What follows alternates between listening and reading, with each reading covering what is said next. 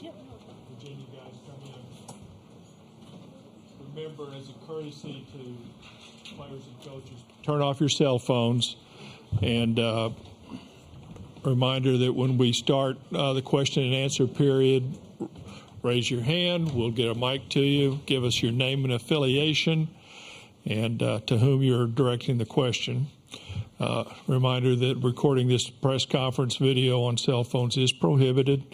And if you're joining us on Zoom, please use the raised hand function for questions. We'll address questions in the room first and take questions from Zoom as time permits. Brian, give us an overview, please. Yeah, sure.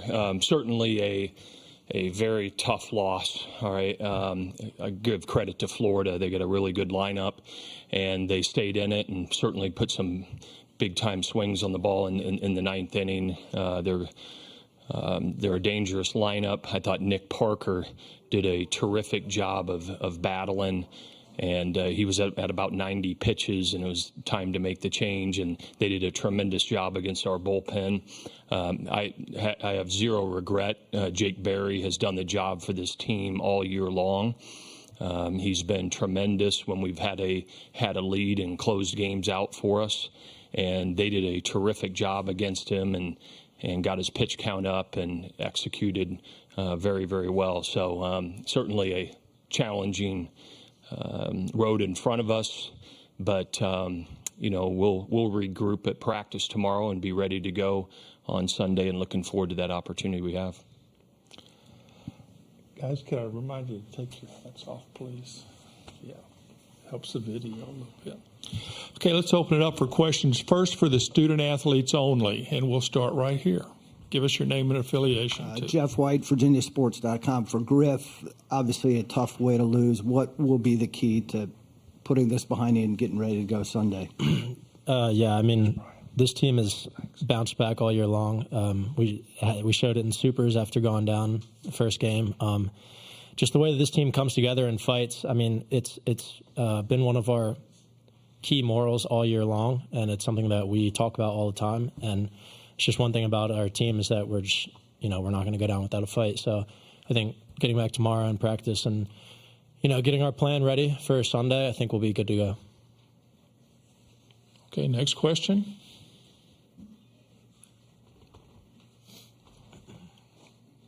Come on, guys. They're here. Jeff. They have a tough lineup, obviously. What you were very effective. What was working for you today, particularly? Today I thought was a grind for me. They have a good offense and kind of fell behind early, but, just found a way. In this point of the year, it's just finding a way, any way possible, keep moving forward. Okay, next question for the players, please. Okay, Jake. Jake McKeever, College Baseball Central. Griff, can you talk about what it's like facing a guy that throws 100 and what your approach is at the plate? He was great today. We haven't seen many guys with his stuff all year, and that's what makes this point of the year so awesome, is facing the best of the best. We knew we had quite a challenge ahead of us going into the game. I thought we did a good job of creating some havoc, and I thought he did a good job of making pitches. It was just iron sharpens iron, yeah. Okay, right here. Yeah, this is for Nick, I guess. Were you able to use the entire zone today against that offense, and do you think that's why you had as much success as you did kind of piling outs together? Yeah, it felt like I did a good job of mixing in and out and making big pitches when I had to. Hey, Jeff again. If Florida cut it to 4-3, and then you got the RBI triple from Harrison to make it 5-3, what was kind of the mood among the players and the thinking at that point? Yeah, Harrison Didowick has been huge for us all year, but as of late, he's really put together great at-bats every single time. So seeing someone like that who's in his freshman year in this stage come up like that was awesome. Just see the smile on his face, and the team obviously rallied behind him. Okay, this will be the last question for the players. Jake. Jake McKeever, College Baseball Central. Griffin, Nick, you had the conference out in the outfield. What was kind of said in that conference? Griff, you start. Kind of what we talked about at the beginning. Just this team has fought all year long, and obviously, no one wants to lose the first game, but it is what it is, and we're going to ride with our guys no matter what. So basically, we're not going to put blame or be down on ourselves. We're just going to get back to work. Yeah, not ideal to lose the first one, but who cares, right? Got to come out, keep winning ball games, and that's what we're going to do. Okay, guys, thank you. We'll see you on Sunday. Brian, you will be the home team on Sunday against TCU. Okay. Yep. So Guys, we're all done. guys, you can go. And now we're going to open it up for questions for Brian. Thanks, man. Okay, we'll start with Jeff again. Brian, Florida had hit 129 home runs coming into the game. Yeah. You kept them from doing that early in the game. But how big a concern in the back of your mind was that? It wasn't. Certainly, we're very aware of their aggressive offensive approach and their ability to hit the ball at the ballpark, and they did a great job with that in the final 3 innings. I thought Nick Parker battled. I didn't think he had his best stuff, but in the first part of the game, as the wind was blowing in a little bit, it's tough to really get a ball out of the ballpark. But they did it showed, their power showed, and their approach showed the back part of the game, and they did a great job. And certainly, you hit that many home runs, at some point it's going to show up. Hopefully when a couple of those solo shots that, other than the last one by Langford, I was hoping that I'd rather have that than a 2 or 3 run home run. And so we managed around it, and we're still leading by a run. But Jake Berry just couldn't finish him off. Kendall. Kendall Rogers, D1 Baseball. Brian is kind of looking back at like Langford last week. Didn't have a hit in the 2 games at South Carolina. As a coach, when you see him come up in that situation, and you know how good he is, are you thinking like, geez, at some point, like he's got to break out of this, right? Yeah, that's a good question, Kendall. I mean, I don't think about those things. I think about more, execution of pitches, and he did a great job. It appears to me that on a 1-0 count that he sat on the changeup, and that's what Barry gave him, and that's the approach I'm talking about. That's what high quality hitters at the elite level do, and you have to execute with starting to get ahead in the count and then even executing that pitch. And he showed right there in that at bat how great of a player he is, and he's been a great player all year for Florida, and certainly rose up at the big moment when his team needed him. Okay, next question. Jake. Jake McKeever, College Baseball Central. Coach, you used 5 pitchers tonight. How do you feel about your bullpen going forward? Certainly, I don't feel great about how we pitched out of our bullpen tonight. And, it's been a little bit of a mixed bag all year. But, the plan coming into the game is if we had a lead in the 8th inning was to go with Jake Berry. And that formula has worked for us a lot this year. I don't know for sure, but I would be surprised if all year that we've lost a game putting Jake Berry in the 8th inning or beyond with a lead. And so that said, when you're in the situation that we are on Sunday, we'll do whatever it takes to win that game to try to advance on to the next one. And, we have other guys that haven't been used that have done the job for us all year long. So it's going to take a collective effort by our entire group. Blanco and O'Connor didn't throw many pitches today, and we got several other guys. But it's going to start with getting a high quality start on Sunday, whoever that is, and then piecing it together. Okay, Matthew. Matt Tallery from World Baseball Network. Coach, being undefeated, non-conference play during the regular season, now it's a new element being here in Omaha. What's just the adjustment for you guys to just minimize certain innings out of the bullpen on Sunday?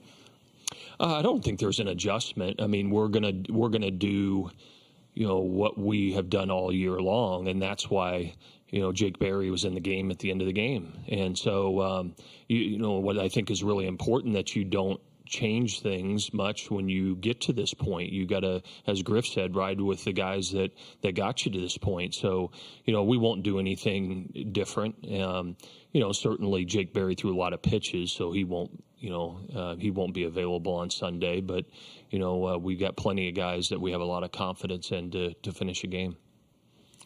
Okay, we'll have time for one more question. Anybody wants to take it?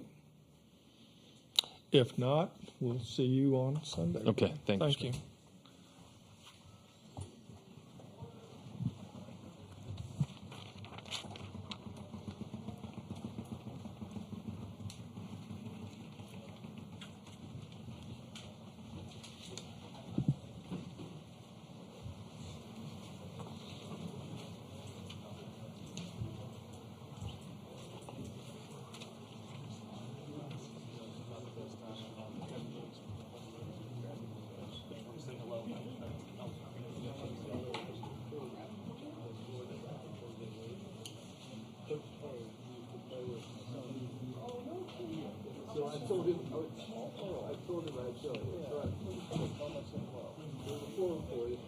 As a reminder, remember that Hammond Communications is posting a recording of this press conference in the NCAA Digital Media Hub at NCAA. One more. NCAAveritone.com.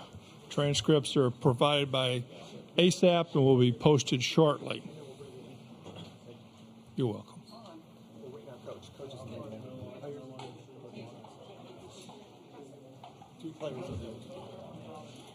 Mike, how you doing? How you doing? Scott? Hello, Thomas.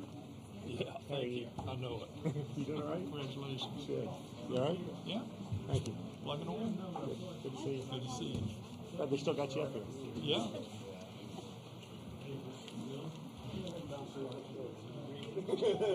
With what?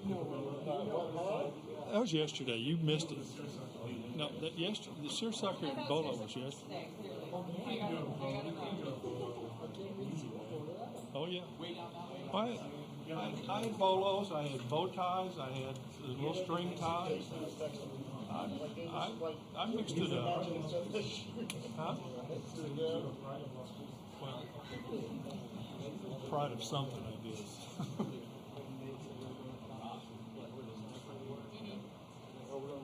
If you come down here during the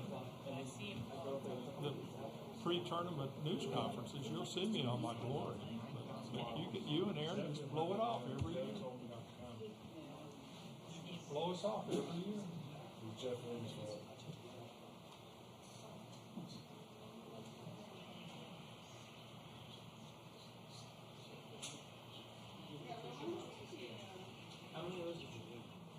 Perfect amount.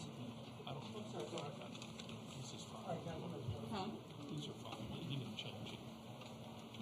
Yeah. Just walking down the hall. So you just leave your bags right here by the Yeah. You can go right in here. Or in there. Either way.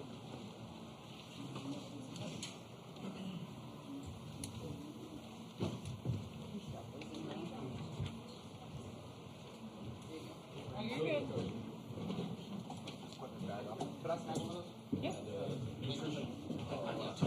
Yeah. What's your sugar? That's okay. That's right. Get it back. Yeah, well, I do. So do I. Plan ahead. We'll have a haircut like this. Oh my God, dude. What are we doing?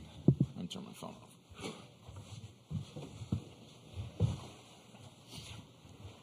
Once again, if you're just coming in, please silence your cell phones.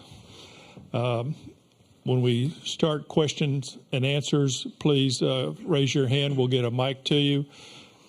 Identify yourself with your affiliation and to whom you're asking the question. No recording on the cell phones. And if you're joining us on Zoom, please use the raise hand function for questions. We'll address questions in the rooms first, and if we have time, we'll take questions from Zoom as time permits.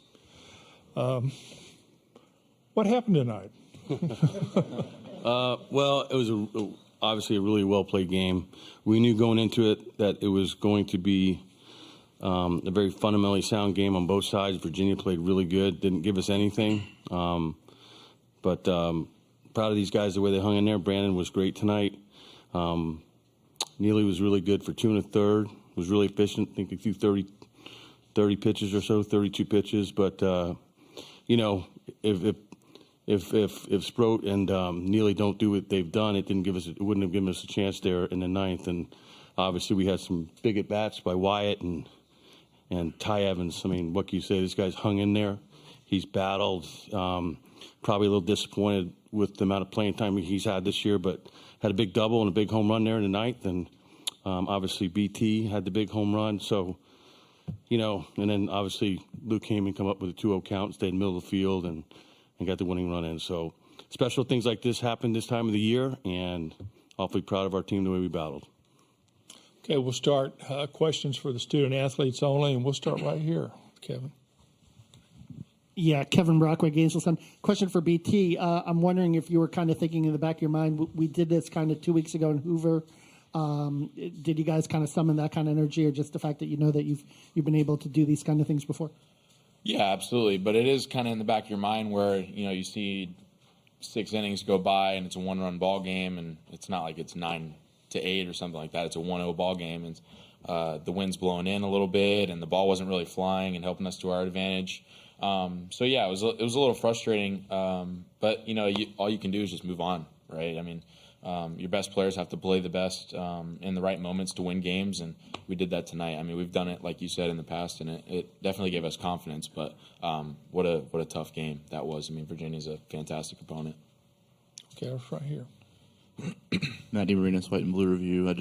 For any player that wants it, how much juice did Ty's at bats give you? I mean, for a guy that maybe didn't necessarily think he was maybe part of the game plan tonight, to come in and have the ABs he did late in the game? Wyatt, you start. Okay, yeah. I mean, Ty, he's put in the work all year, and I mean, like Sully said, he's probably a little disappointed with the amount of playing time, but he stuck it out, and he knew his time was going to come, and I mean, that's just how this game goes. We have so many guys on the bench that we know can perform, and he was just the guy that got his number called tonight. Brandon? I mean, being a pitcher, kind of a guy looking outside in, you know, I kind of noticed Ty, he's always just put his head down and grinded. I mean, even when he's not playing, I mean, he's one of the best teammates in the dugout. And being one of the best teammates in the dugout, I mean, like Wyatt said, like when your number's called, it shows. And, I mean, that swing right there just gave us so much momentum. I mean, I wasn't in the lineup at that time. And, I mean, I knew we were going to win that game with that homer. BT?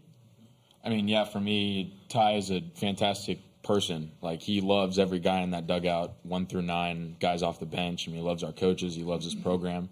And he showed it last year as a freshman. I mean, he didn't play until the Mississippi State series and came up with, you know, a backside homer and a couple hits the next day. It's like he's proven that before that he can do it.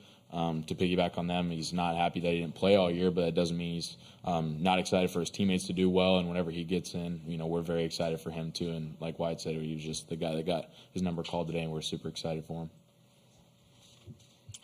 Okay, Matt? This question is for everybody who wants it.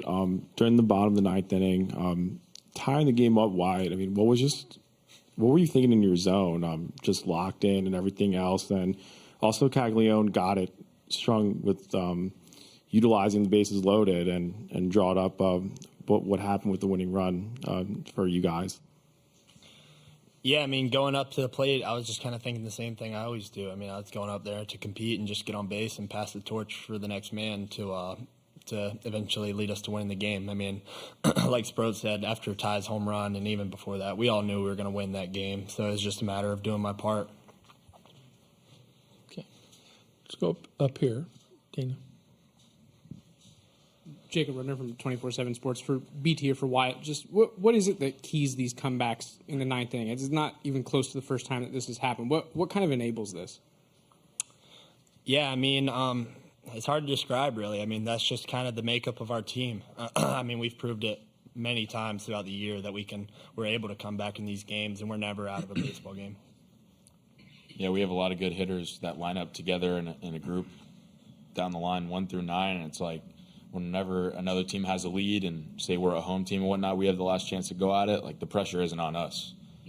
I mean, as much as we're not really out of a game, but like the pressure isn't on us. We know what we can do. We've shown it multiple times. I'm very confident in that guy, and I know he's almost salivating at the mouth to get it up to the plate to be able to win a game for us. So yeah, I'm super excited for him. Okay, way in the back here. Jake Rongholt, WCJB. BT, we've been talking about this, but, I mean, what word comes to mind to describe this winning mentality you guys continuously bring? You talked about it on Thursday, that you guys have molded this mindset of winning. What's been going on with this? Yeah, it's just embedded in us. I mean, it's been drilled into us or preached to us since the first day we got on campus with the group of guys that we have this year, that we're always bringing the attack to our opponent. We don't let the opponent dictate the pace of the game or the way we play or whatnot. Like, we dictate that. And obviously when we lose, we don't do those things. But when we feel like we have the most confidence in ourselves and the most success on the field is when we play the game that way. And, we just have a bunch of really aggressive guys on our team. And I think it shows.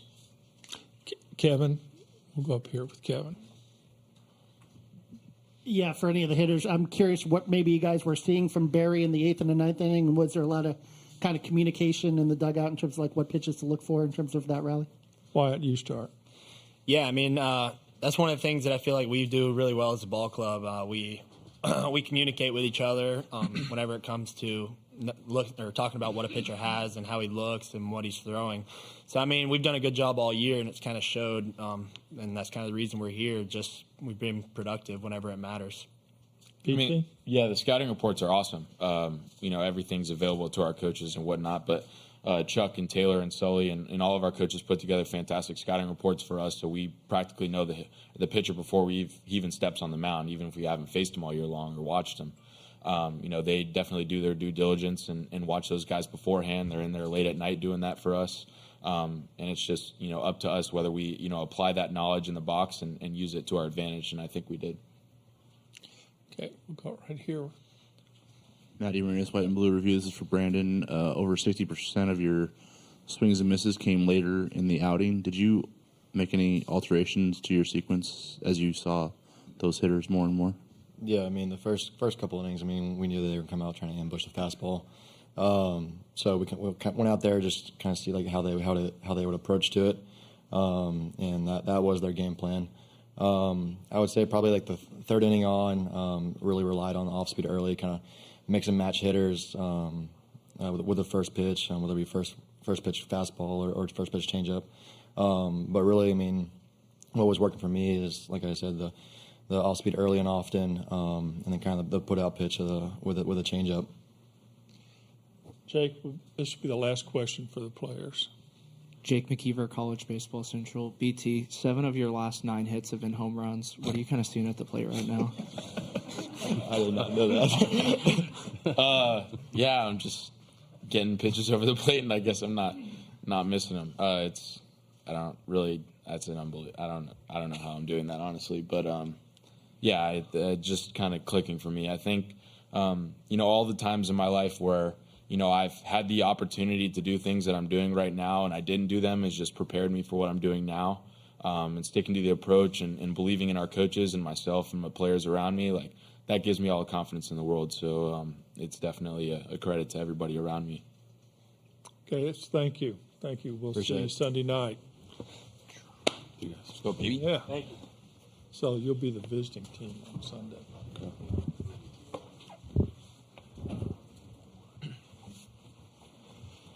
Okay, we'll open up for questions to Sully, and we'll start here with Kendall.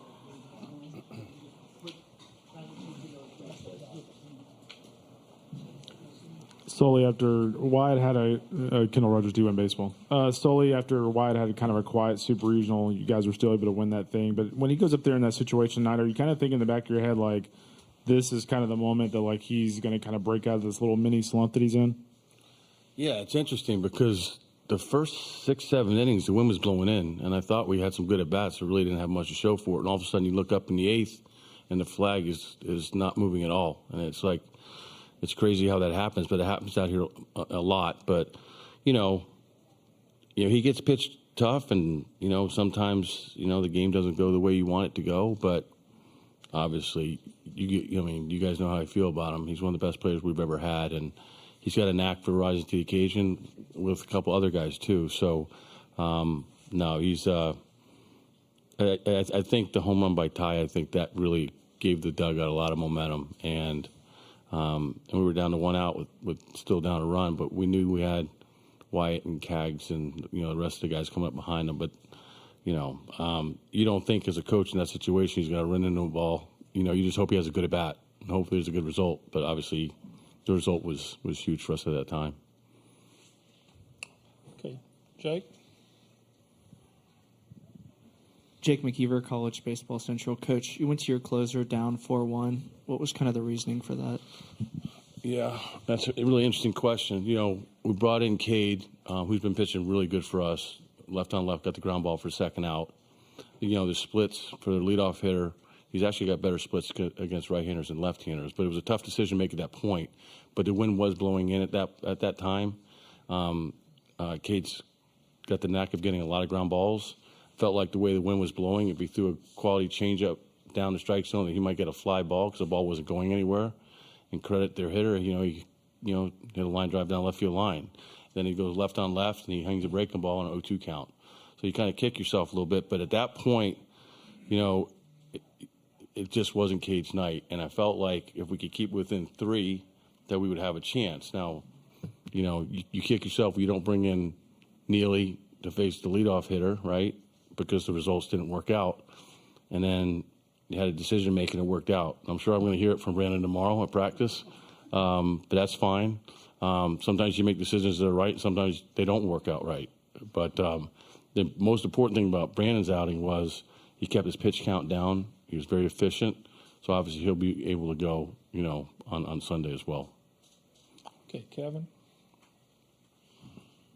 Obviously this isn't your first walk-off win. What makes this a good comeback team in your mind, do you think, in terms of those situations, 8th, 9th inning, being down by a few runs? Well, we got a chance to hit the ball out of the yard. So one swing of the bat, you can hit a 2-run homer or a 3-run homer and feel like you can get back into it. It's not like we had to string together 3, 4, 5 hits in an inning to score. So, it was really important. And even though we gave up the run in the 9th to fall down 2, like I said, Ty's home run got us within 1. And obviously then, Cade came up and struck out. But then I think it was a changeup that Wyatt got that he hit. And then obviously, you guys saw the rest of the game. But when you have the ability, it's like feast or famine, right, out here. You feel like a 3-run homer can get you back in the game. But if the wind's blowing in, it doesn't work in your favor. So actually, I talked to Chuck about the 6th. We were going to probably go just try to start a manufacture a run, maybe put a hit and run on or a run and hit at some point because the wind was blowing in. So the bottom line is you have to have the ability to score runs in different ways because if the wind's blowing in, it's really hard to get out of here. It's just crazy how the wind just changed, and it doesn't take a whole lot to make the field look really big. I think the wind was blowing in about 7-8 miles an hour, and all of a sudden, like I said, you saw the flags and they weren't moving, and felt like, okay, if we can get a walk here and we can get back to the top of the order and because every time we could flip the lineup over and we get back to the top, we feel like we got a chance to score that inning. So, that's how it worked out tonight. Okay, Jake. Jacob Brender, 24/7 Sports. So the depth of this team, the ability to go to the bench and to get these productive at-bats, you've got it from Derek and now Ty tonight. Just how important is that, especially in a time of year like this? Yeah, you have to have special performances from people you don't expect. It happens all the time in any sport. But, Dale had a good at-bat and played, good defense. Colby, I don't want to forget about him. He drove in the first run of the game and had a good 2-strike approach, had a line drive over shortstop's head. And like I said, Ty, it's if you're going to have a chance to do something special at the end of the year, things like this happen. Now, we'll enjoy it tonight, but we're playing, obviously, a really good Oral Roberts team on Sunday night. So, but the goal is to try to win the first 2 games, and now we're in position to hopefully do that. But, you're not always going to get the best performances from your best players, so other people got to pick them up. And it just worked out the way it did tonight. Okay, Matthew. Matt DeMarinis, White and Blue Review. 4 strikeouts tonight, and just felt like you guys were stinging a lot of balls. Did you feel, despite the lack of run production through the first 6 innings, that your pitch selection was eventually going to break the dam, I guess? Yeah, their starter was really good, and I was impressed with. There was a lot of pitches that were really close to the strike zone that we laid off. We did not chase out of the zone, even though we scored 1 run over 6, like you said, or whatever it was. But our hitters did a really good job with a guy that's got really good command. But we didn't chase, and But I said this the other night to the presser. I knew this was going to come down to probably a 1-run game. I mean, that's just the way these things work. Virginia's not going to give you anything, and we were just fortunate enough to have some really good at-bats there in the 9th. Okay. Ted, this will be our last question.